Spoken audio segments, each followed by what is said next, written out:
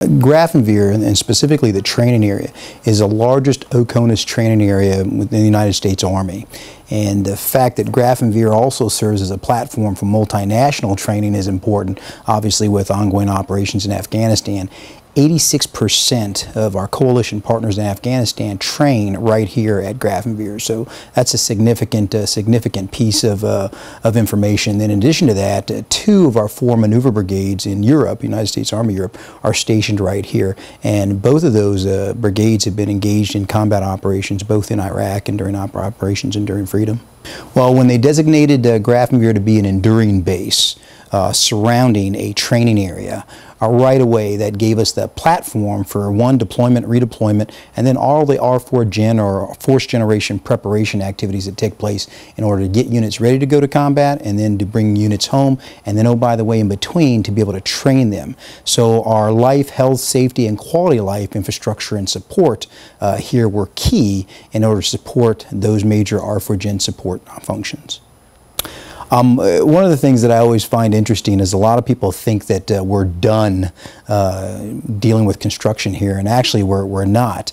While we may be on the tail end, we have a lot of construction projects still ongoing and still planned for the future. So how we've dealt with this growth here is our fantastic community relations effort, both what I call on the FOB and off the FOB. We're partnered with 28 different communities around the installation, and we're at the intersection of 3 different counties here. In addition to that, the way we went about this was this formation of a team which I think is relatively unique, and that consisted of our own Directorate of Public Works, United States Army Corps of Engineers, and the Bauamt, what we collectively call the Baudenstelle, right here on the installation. And by putting everybody in the same place, I think we gained a lot of synergy, which is a little bit unique, I think. Part of the impetus for doing what we were doing is try to consolidate the 172nd Infantry Brigade from Schweinfurt into our footprint here at Graf in its entirety. In order to do that, we still require some barracks. So we're still due 3 single soldier barracks here at Grafenwoehr. And then we also are due a Director of Emergency Services, and then we have several other projects to include an outdoor recreation center, a warrior zone for single soldier entertainment, and then other smaller projects around the garrison. The first thing I want to point out is that on a lot of installations you'll find that their recreation areas are distant. Often have to get in the car, you have to transit to maybe miles, or even go to a separate installation. The beauty of the Dick Hoyter Lake project is it's right on the edge of the brigade's footprint, and the design of what we call the Fußgänger plots is that a soldier that lives in the brigade footprint can literally go from where he sleeps or she sleeps to their place of work, to their motor pool, or, for example, to the recreational area, all on foot within a matter of minutes. And then, oh, by the way, get to all their major shopping, the commissary, the PX, the shopette, and all the other ancillary things that make up their quality of life, all within a couple minutes. That's the beauty of Dick Hoyter Lake. In addition, I would tell you that a lot of things that are lost here in this training area is the fact that we are environmentally sound. We are probably the country's largest natural preserve of both wildlife, flora, and fauna here, and Dick Hoyter Lake borders a lot of that. So fantastic opportunity for a recreational area and for our soldiers and family members to enjoy it. Studies have shown, and we've proven this across the Army, that those types of activities, and in the MWR world we lump them under Warrior Adventure Quest.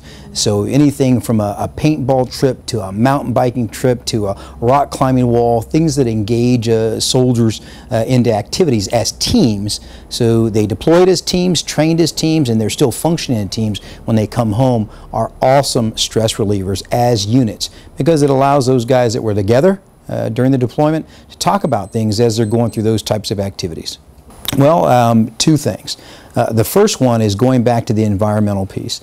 In this year, we were designated as the OCONUS winner of both the Secretary of the Army's Environmental Stewardship Award and then also the Secretary of Defense's OCONUS Stewardship Award for an environmental category. I personally find that remarkable because what it is, it's a validation of the EBG concepts during construction, planning and design, and then here we are a few years later validating that our environment withstood all the construction. That's the first one. The second one is that a couple of our projects involve the photovoltaic panels, and now we're actually able to see that we are bringing money back into the community from what we're saving in certain types of expenses.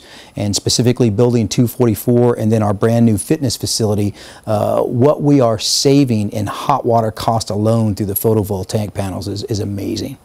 On the photovoltaic panels, no, not necessarily. There's not a direct correlation to reinvestment. However, what we are doing is we're obviously saving costs up front. So from that perspective, now I don't have to allocate money to those costs. I can look elsewhere as to where to put the money. So it's not a direct savings, if you will, but up front, yes, I know that I don't have to forecast as much to that.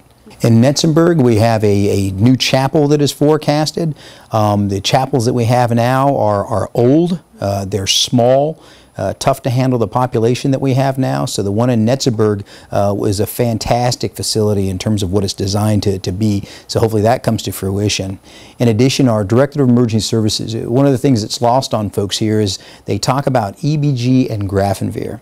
Well, Rose Barracks and Grafenwoehr are one community, separated by a training area, and it takes about 25 minutes to drive from one side to the other. What's important is that all of the construction that takes place affects all of the residents of both communities. It's about a 31,000 person footprint here. So with regards to the chapel and the Director of Emergency Services, very key to quality of life in our future. Currently, our Director of Emergency Services is located on Rose Barracks. So we have issues with communications, we have issues with transit time, you name it. So we look forward to having our centralized and consolidated Director of Emergency Services, which will enhance our response time here. First off, obviously there were some synergies well before I got here in terms of monitoring the construction, ensuring that we were meeting standards, and then we were able to adjust to any issues or problems as they occurred. Even though we drew down the size of those offices, the fact of the matter is we still have the historical knowledge and we still have the ability to respond to different things, because a few years after the fact, now you're trying to see how things have adjusted. What were potentially some of the flaws, things we could have done differently. So that resident expertise, that synergy that you had during the process, still just as key now when we look at finishing up some of the upcoming projects. One, the relationship between the installation, our Director of Public Works, Corps of Engineers, and all the other players, the BALWOMP, is fantastic. I've had an opportunity to meet a lot of the people that have been involved in this, both in history and currently still engaged. So that I can always tell. The relationships are fantastic. The second thing I would tell you is that when people come from outside the installation, and we have a lot of distinguished visitors here, congressional delegations, senior folks, I have more than on a few occasions had people talk about us being able to meet LEED standards, although they're based on European standards, German construction standards, but meet LEED, silver and gold in many of our facilities here, and that makes us feel good. I would just say that holistically, both Rose Barracks and Grafenwoehr in the one community footprint is key. And as we look forward to some of our future projects, one of the things that is important to us is we have been designated as a net zero pilot installation, specifically for waste, but we've also chartered ourselves to look at both water and electricity. So in order, it'll be waste, electricity, and water, water being the third priority. That said, as we go into new construction, I want to keep the net zero pilot initiatives in mind in all phases of design, because really that's where you can accomplish some true savings if you can achieve the net zero kind of goals or milestones, if you will.